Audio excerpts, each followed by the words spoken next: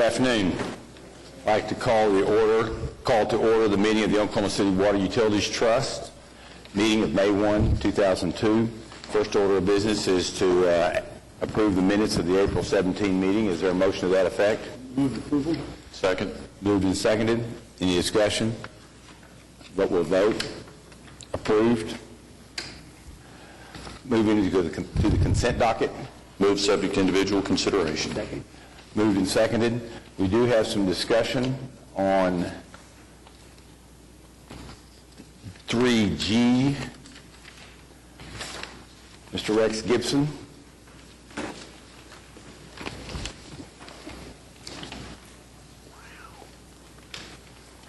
Good afternoon. Hi, thank you. Appreciate your time. My name is Rex Gibson. I'm with Earth Smart Construction out of Tulsa, Oklahoma. We're a sludge contractor for the city of Tulsa for the last 11 years. And I would like to consider or ask the board to consider Earth Smart Construction as a secondary supplier under the service agreement pertaining to the lime sludge removal.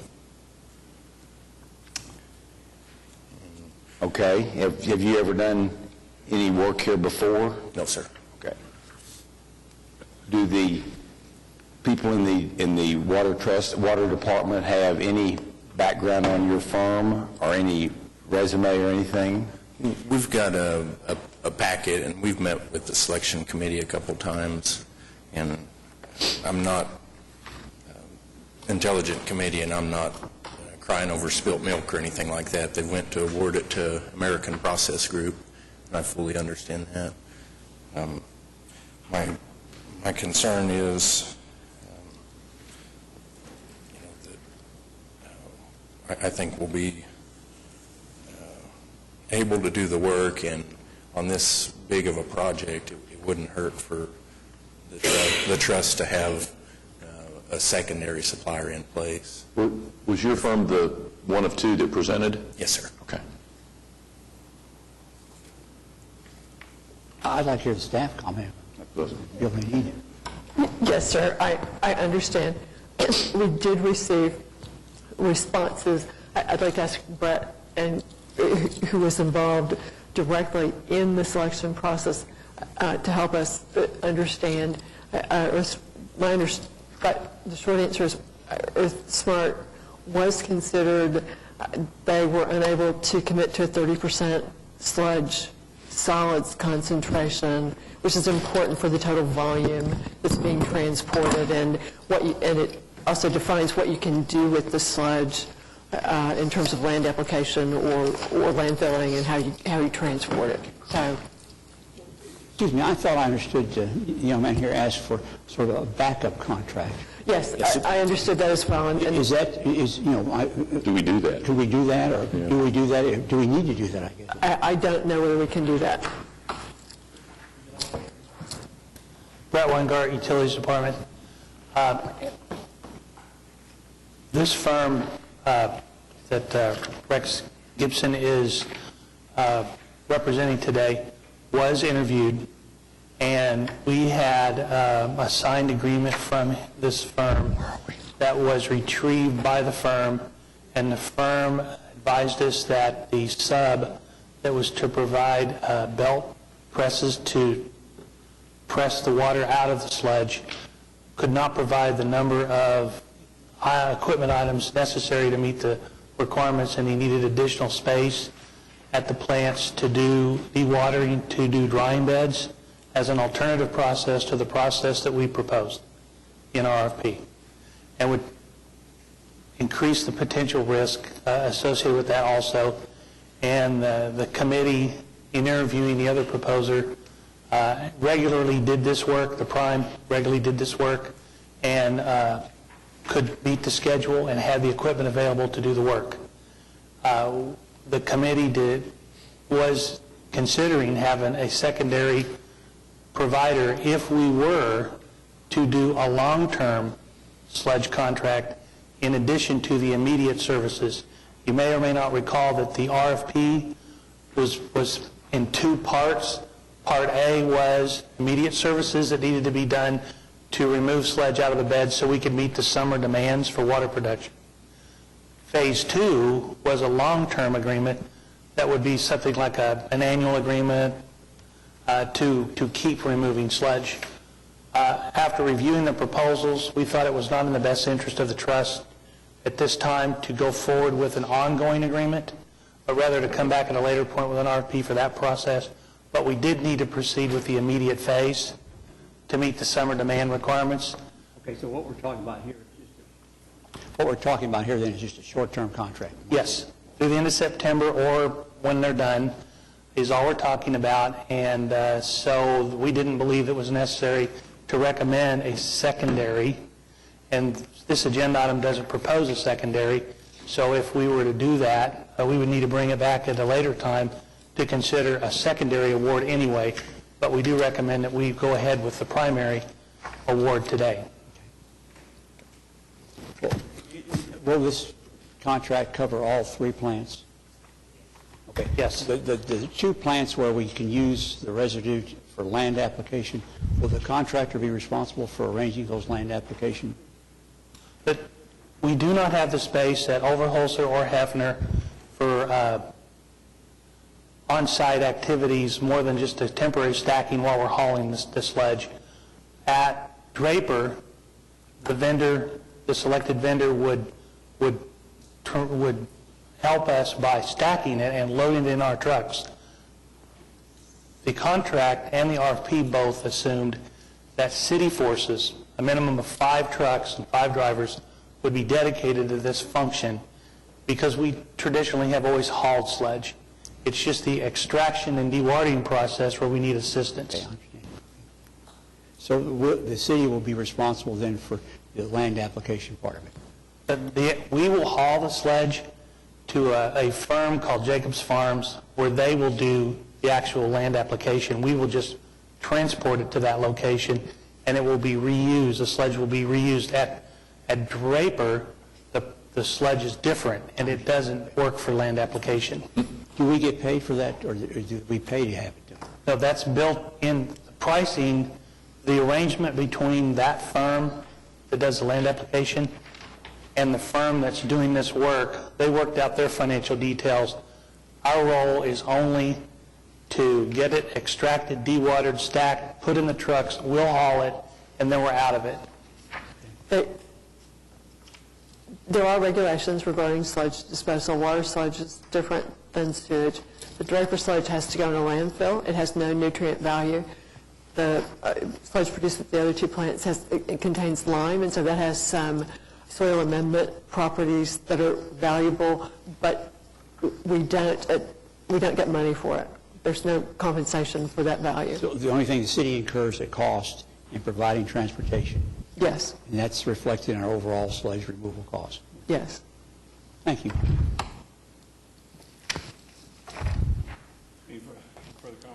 Yes, if I could just clarify, I don't want to slow up the process of awarding it. I know it's got to be done, and I understand that's an intelligent decision.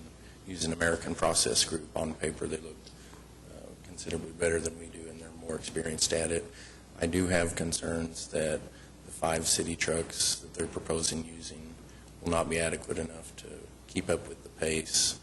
And so, with that being said, I would like to ask to just be considered as a secondary at a later meeting, if you guys see fit. We've got 20 semis, very well versed in sludge removal. If we can be of any service, we'd like to. Any further comments? Thank you. Thank you. We have a motion and a second on the consent docket. Are there other items to be considered separately or talked about separately? Hearing none, voting please. Consent docket's approved. The next item on the agenda is the concurrence docket. Move approval subject to individual consideration. Second. A motion and a second to approve the concurrence docket. Are there matters to be discussed separately? Hearing none, voting please. Concurrence docket's approved.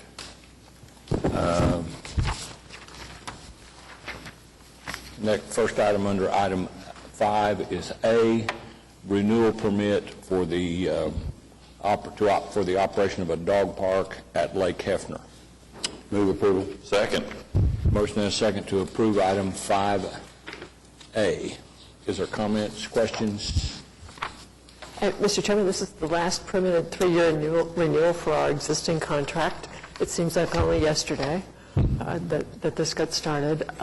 Obviously, it's a great use of the land.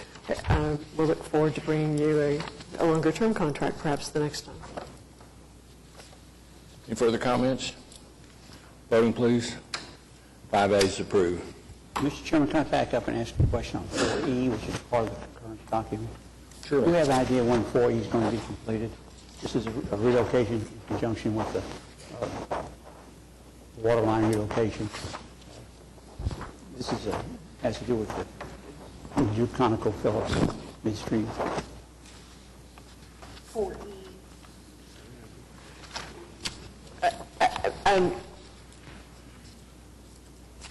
Councilman Ryan, I do not, but if we don't find it in a couple of minutes, we'll get back to you later in your meeting. Okay, thank you. That's fine. Mr. Smandy. I'm sorry, what was the question? Well, when will the work that's outlined on the project, that's covered in item 4E, be completed? I don't know at this time. It's a function of what Public Works is doing when they issue the work order. I can get back with you as soon as I have It's that. bidding in June, and we'll get you some more information. Okay. Mr. Chairman, members of the trust, I do believe that Public Works has this street widening project scheduled to award this fiscal year. So, Mike, we'll find out for sure, but I believe that this relocation will be done very soon. Okay, so the fiscal year ends in June. Correct. And so we'll have a contract awarded. Dennis, do you have any idea how long it'll take to complete all this relocation work?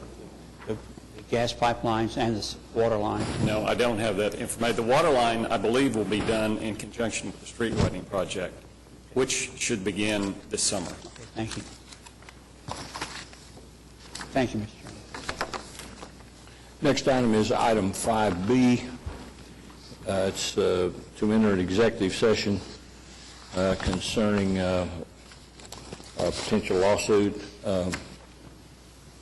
We do need executive session, is that right? I need a motion. Move to executive session. Motion and a second to enter executive session. Voting, please. We'll enter executive session at the heel of the docket. Next item is item 5C, which is another executive session concerning the water right. Do we need an second? Have a motion and a second to enter executive session on the water rights lawsuit. Voting, please. We'll also do that at the heel of the docket. The next item is items from trustees. Are there comments from trustees? Hearing none, next item is general manager's report. The first is a status report on the utilities through March 31, 2012. Mr. Chairman, I'd be happy to answer questions.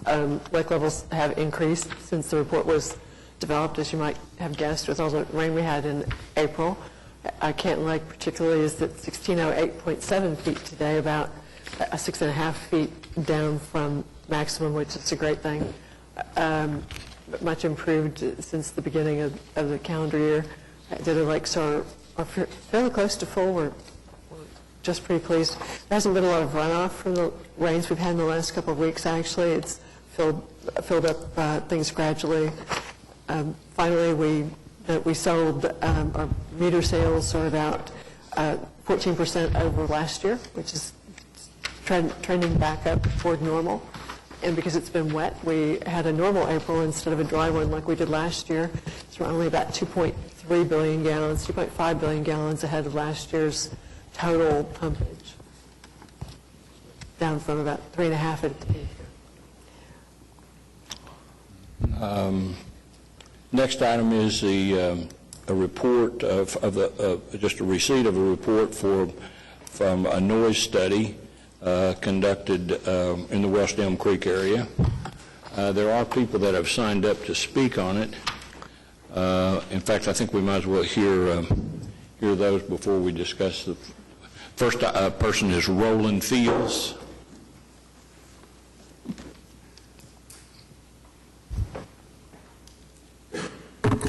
afternoon.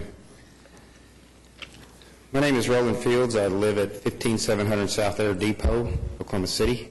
Our property line is approximately 300 feet from the Quail Ridge lease area. First, please forgive my appearance before the trust. Short notice and coming straight from work did not allow me to dress more appropriately. I'd like to start by first thanking Councilman White, Mr. Fulton, Ms. Slaughter, Mr. Dave Martin, and others within the Oklahoma City Water Utilities Trust that have been involved with this situation from the onset. By trade, I'm a mechanical engineer working for a long-term local automotive company formerly known as Fred Jones Ford. I feel my credentials will merit comments pertaining to the results of noise study performed by Marshall Environmental Management. I am not an industrial hygienist. Also, thank you, Mr. Marshall, for your work in presenting a very professional report. Pertaining to the actual report, page 407, and I quote, "Therefore, it is our opinion that the Quail Ridge lot cannot be characterized as a nuisance when utilizing the 2010 Oklahoma City Municipal Code, Chapter 34, Noise Code Ordinances. I respectfully submit that this determination can and may be determined in a court of law. Also, pertaining to the actual report, the report does not indicate wind direction, which will impact the measurements. The test was performed on a southerly wind day, which is not worst case. All of our residences lie south of the shooting area, and a north wind day would be worst case." Page 6 of 7, and I quote, "The overall 10 p.m. to 7 a.m. continuous sound pressure measurements collected while the shooting range was not operational exceeded the Oklahoma City noise ordinance. The most likely contributor was wind shear. I respectfully submit that this finding results in my questioning the validity of the entire test." The report also refers to, and I quote, "worst case period" during testing. I respectfully submit that worst case period is a northerly wind direction in a state tournament scheduled for Memorial Day weekend in which 250 or more participants is possible. Regardless of what the report indicates, personally speaking, my wife is a mental health care professional working for the state of Oklahoma. Her hours require her to sleep during the daylight hours, and the sound of gunfire permeates our walls and disturbs her sleep. Regardless of what the report indicates, our peace has and will continue to be disturbed as long as Quail Ridge Sporting Clays remains in its current location. In closing, I would like to read 3 sentences, the last 3 sentences of the report. And I quote, "Lastly, the type of noise generated by a shotgun blast is more characteristic of what is referred to as instantaneous noise, which typically lasts for milliseconds. Such noise can be perceived as a tapping sound, like a nail gun being used in residential construction. City officials should remain sensitive to the fact that this type of noise, which does not significantly influence the criteria for L90, L10, and L1 readings, is still a type of noise that is likely to continue to foster complaints from sensitive residents. In closing, my wish is for common sense and published city council priorities, such as quality of life and trust in city government, to be a leading driver towards resolution of this situation. Thank you for allowing me to voice my concern." Thank you. Next speaker is Buddy Macrolla.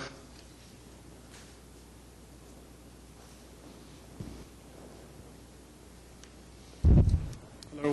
My name is Bradley Mackerel. I am a resident of Oklahoma City. I live on 7125 Rustic Creek Road. My property line backs up to the lease, and the other morning, on the day of the competition, my daughter walks outside, immediately turns around, comes back in, and tells me, "Dad, it's going crazy today." She went outside to play. She immediately turned around and came back in. I walked outside, and it disturbed me so bad I had to leave the house. This is my home. This is where I live, and I have to deal with this every day. I just wanted to voice my opinion and tell you how concerned I am that my family has been affected and will continue to be affected until this has been resolved. Thank you. Thank you. I would say, to some extent, I think there are probably other members of the trust that aren't as familiar with the situation as I am. We had a meeting, probably the most disrespectful meeting I've ever attended as a councilman in 20 years of being a councilman. But the result of that meeting was that the owner, who is legally there and holds a legal permit, agreed to reduce the hours, to close on Sundays, and the city in turn, and agreed to move if we could find a place for him to move. He's followed his part of the agreement up to this point. This noise study was part of that, just to be sure that we were still within the law with regard to the sound. We have contacted Tinker because we have to be concerned about where we move it to. Tinker, make sure that we don't have a problem with Tinker. And I had a preliminary discussion with the planner at Tinker last week, and I got the impression that he should have the report sometime later this week. He didn't tell me, but I had the impression that he will suggest that a place further north and perhaps a little bit further east would be acceptable to Tinker. If that's the case, we will try to we have continued from that meeting to this day to try to find a location without violating the leaseholder's rights to do that. And so I appreciate both of you coming down today. And I would assure you that I try to give you updates every opportunity I have at everything that's happened since that meeting. And I think the operator of the gun range is here today, and he has been fully cooperative with us, and we're trying to move forward to have a solution that works for everybody. I appreciate both of you coming today. Then the last item under the general manager's reports is the fiscal year 2012 monthly pro forma and status report through March. Move we receive the report. Second. Have a motion and a second to receive all the reports. All reports, probably. Yes. Are there further comments? Hearing none, voting please. All reports received.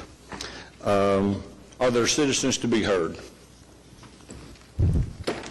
Hearing none, we will retire to executive session and be back shortly.